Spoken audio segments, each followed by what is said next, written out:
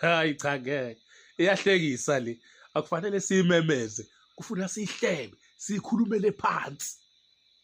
Lalelani. Niyanxaka.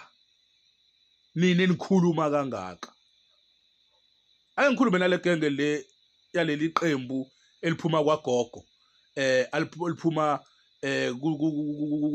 kulento lento le enye. Ake ngikhulume nalo leli qembu abathi i-MK.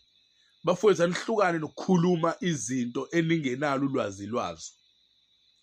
Nina abantu be-MK nikhuluma kakhulu engathi khona into enizoyenzela abantu abamnyama, kanti ngeke lo mholi wenu enemthanda kangaka ngeke azakwenzele lutho kwayi wena uyazibonela nje nawe namanje.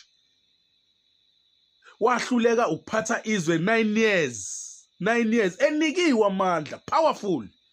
Enikiwe amandla, hayi lokugogoswana nokugogosayo manje ukuthi hayi mangase sithola amandla thina singenza ukuthi, mangase sithola amandla singenza ukuthi. Wanikezwa amandla 9 years.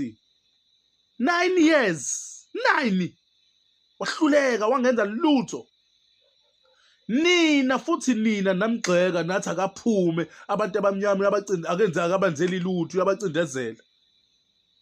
Nina namhlanje sekuyinini enivula imilomo manje nikhuluma konke nikhulumayo nithi lona qembu elingasiza abantu nithi lo kophi khona nawe uyazibonela nje ukuthi angeke uzosizakala kulento yiyona. Alikho iqembu eliyosiza umuntu omnyama njengeqembu lenkatha. Iqembu lenkatha ilona eliyosiza umuntu omnyama, thanda ungathandi. Ilona eliyosiza umuntu omnyama. Laba siza abantu abamnyama baningi abantu abageyini eqenjini lenkatha. Kwakuneyinkampani kwaSithebe, wafika lo doti wokhongolose wayiqeda. Kwakunomasingcwabisana abangcwaba ogogo babengenalutho ababethathwa impeshenini, okwakuthiwa oCornerstone, babephuma ngaphansi kwali iqembu lenkatha. Wafika lo khongolose endini waqeda lokho. Kuningi esingakukhuluma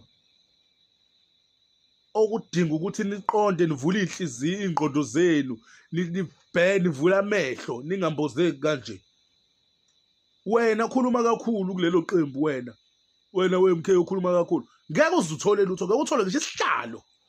Yazi ngisho kuba ikhansela ngeke uzuwe nani ikhansela wena. Kodwa uvula umlomo kangaka uyakhuluma. Musana ukudungeka ingqondo.